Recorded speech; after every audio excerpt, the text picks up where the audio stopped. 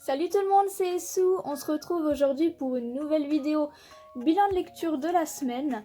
Alors là, on est à la troisième semaine du mois de mars 2021. Cette semaine-ci, j'ai lu 13 mangas. Alors, dans les 13 mangas, il y a eu beaucoup d'offres découvertes.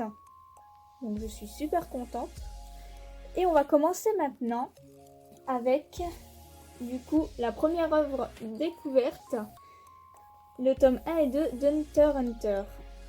Alors ça date Hunter x Hunter et je voulais m'y lancer depuis un moment. Mais il y a tellement de séries que je suis déjà que j'étais pas motivée à me lancer.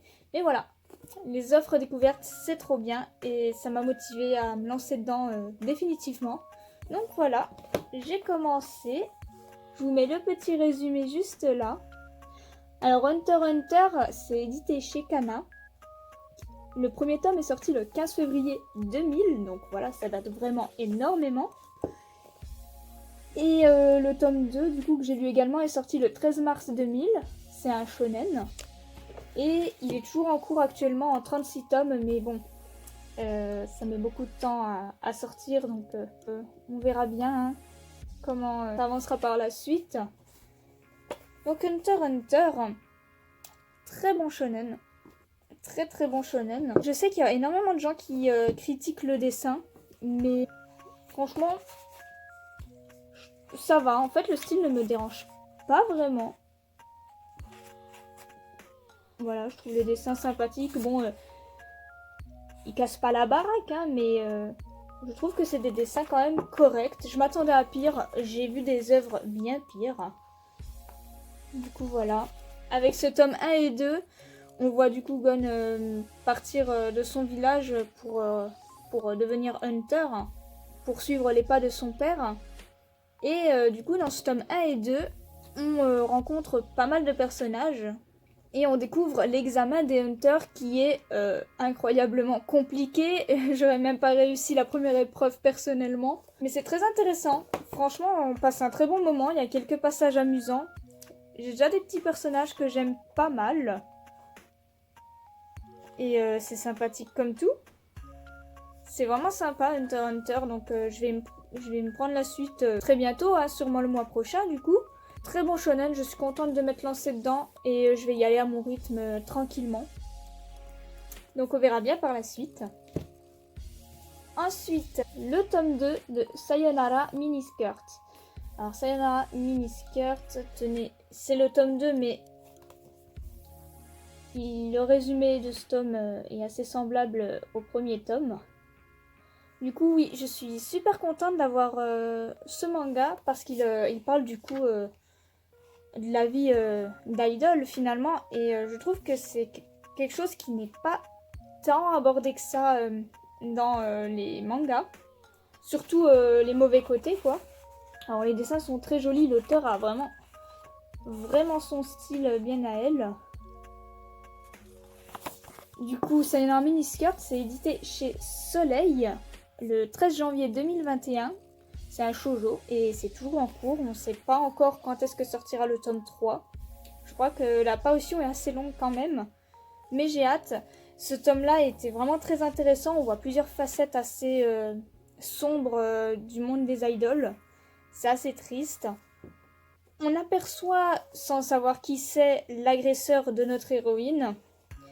Et on en découvre un peu plus sur ce garçon, sur sa famille, sur son histoire, sur son passé, sur ce qui le ronge.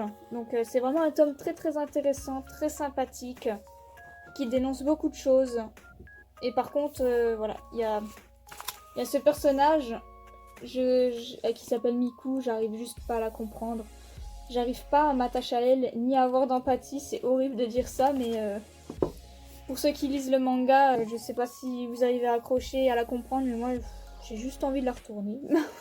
Désolée. Mais ouais, Sayonara Miniskirt, c'est une très bonne série qui parle de sujets très forts et peu abordés. Et c'est vraiment intéressant.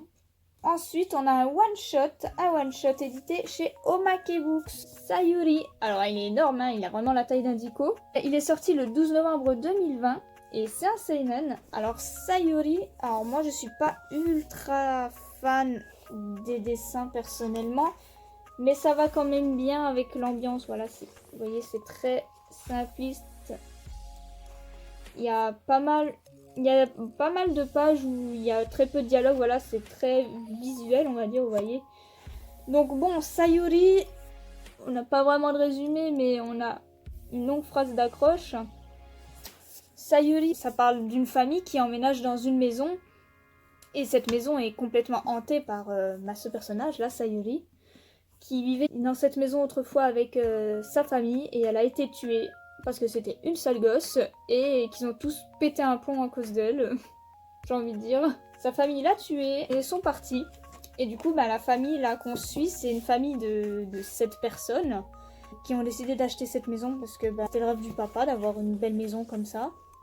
Et au final, ça se passe pas très bien.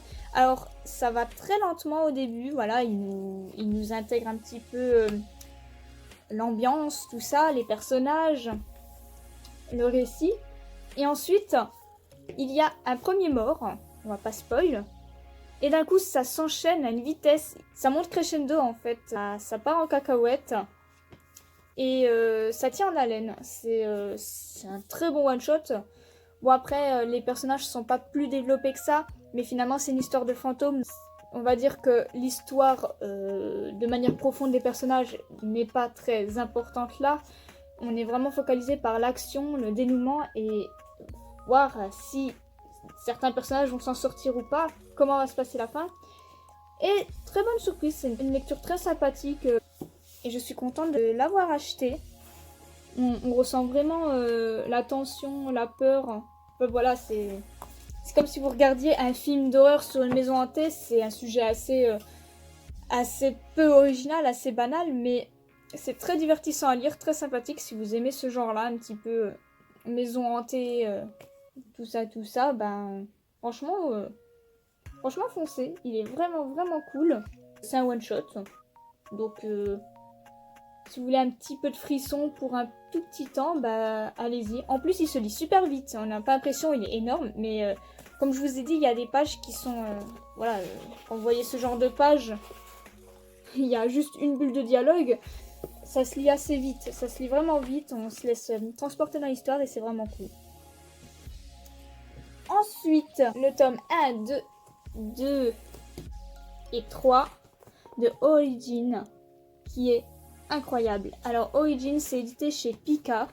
Le premier tome est sorti le 6 juin 2018, le tome 2 le 5 septembre 2018 et le tome 3 le 28 novembre 2018.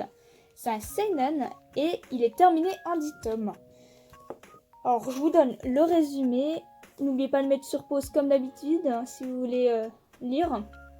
Alors c'est un peu dans un univers SF où on suit Origin qui est du coup un robot. Et c'est franchement incroyable. Je m'attendais pas à ce que ça me plaise autant parce que le style SF n'est pas quelque chose qui me branche plus que ça d'habitude. Mais là, l'histoire est vraiment très prenante. Les dessins sont magnifiques, je trouve. Boichi fait un travail incroyable. Les dessins sont sublimes. Et l'histoire est incroyable. Il y a pas mal de passages quand même amusants parce on suit ce robot qui essaye de ne pas se faire remarquer. Il veut être discret.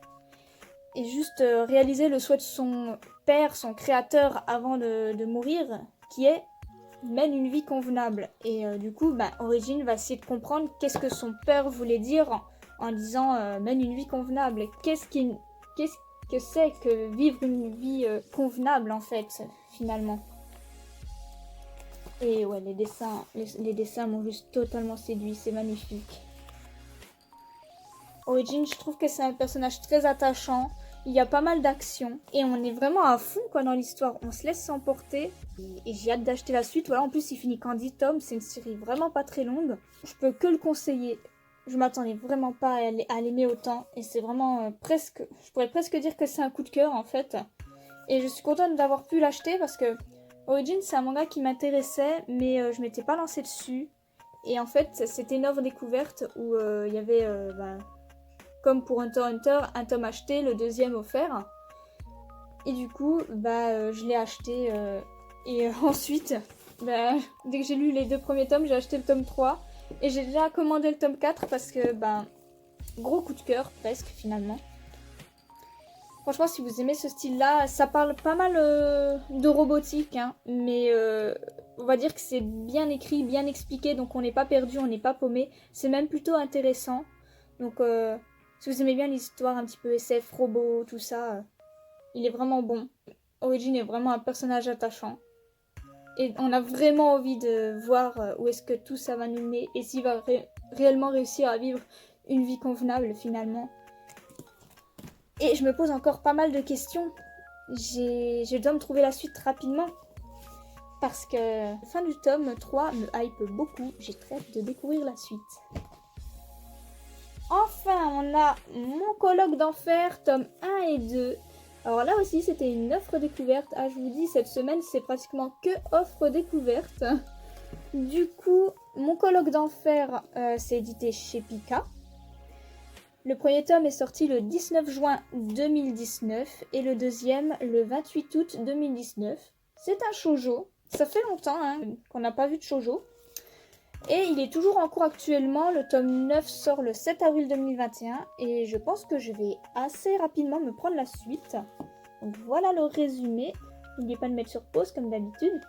Alors Mon colloque d'enfer, déjà, le premier truc qui m'a plu, c'était les dessins. Les dessins sont très jolis, hein. Faut le dire, hein. Regardez. Très très joli. Très très très joli. Voilà. Et Mon colloque d'enfer est un shoujo plutôt intéressant. Je le trouve original. Déjà, on suit une colocation, comme vous avez pu lire dans le résumé.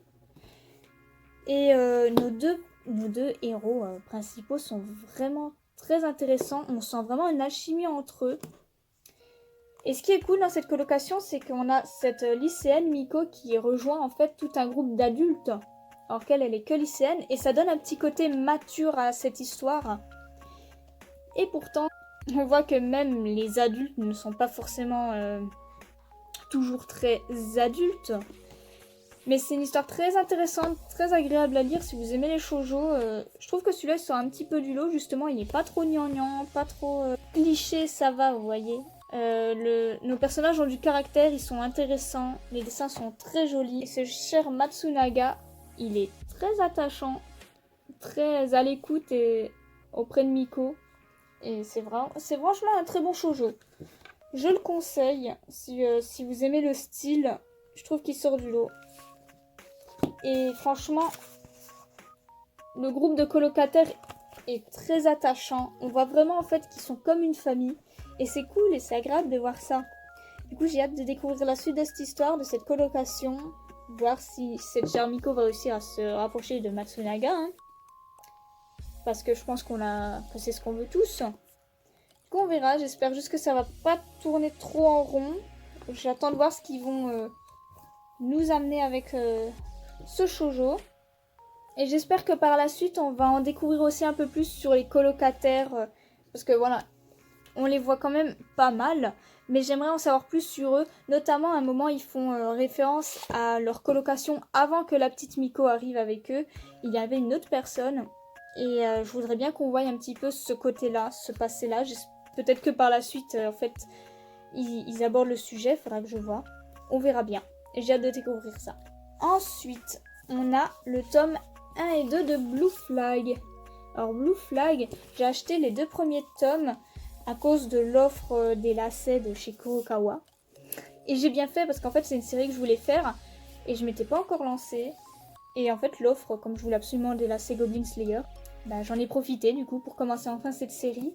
D'ailleurs je remarque que celui-ci est plus joli. C'est un peu embêtant, je les ai achetés neufs tous les deux. Bon, ok. Mais du coup, Blue Flag, c'est édité du coup chez Kurokawa. Le premier tome est sorti le 14 mars 2019 et le tome 2 le 13 juin 2019. C'est un shonen et il est terminé en 8 tomes. Je crois que le 8e tome est sorti il n'y a pas longtemps. Du coup, voilà le résumé. Si ça vous intéresse. Alors Blue Flag, j'ai été agréablement surprise. Au départ, j'avais un peu peur, je vous avoue. Et en fait, je me suis laissée transporter dans l'histoire et j'ai failli lâcher ma larme pour la fin du tome 2. Pour ceux qui ont lu, vous me comprendrez sûrement. C'est un manga en fait qui te prend aux tripes, qui est incroyable. Il te parle de pas mal de sujets. C'est deux mecs qui se connaissent depuis petit, mais le temps a fait qu'il y a certaines fois où ils étaient plus dans la même classe, du coup ils sont un petit peu perdus de vue, on va dire. Et ces trois-là vont finir dans la même classe, et elle est amoureuse de lui, et elle va demander de l'aide à lui. Elle voit bien qu'ils se connaissent quand même un petit peu tous les deux, donc elle va lui demander de l'aide pour pouvoir sortir avec lui. C'est un peu ça le pitch de base, mais je veux pas trop en dire plus, parce qu'on apprend beaucoup de choses. Les dessins sont mignons. Vous voyez. J'aime beaucoup le dessin. Je trouve les personnages très attachants, très bien développés. Je trouve que l'histoire est très agréable à lire. Elle se lit super vite. Et voilà, j'ai pas envie de vous spoiler, mais on apprend des choses. On voit que l'histoire est vachement plus compliquée qu'est-ce qui en a l'air. Enfin, et je sens que j'ai peut-être pas fini de verser de larmes en fait. Mais c'est une très bonne histoire, les dessins sont très agréables, on apprend plein de choses, on est surpris.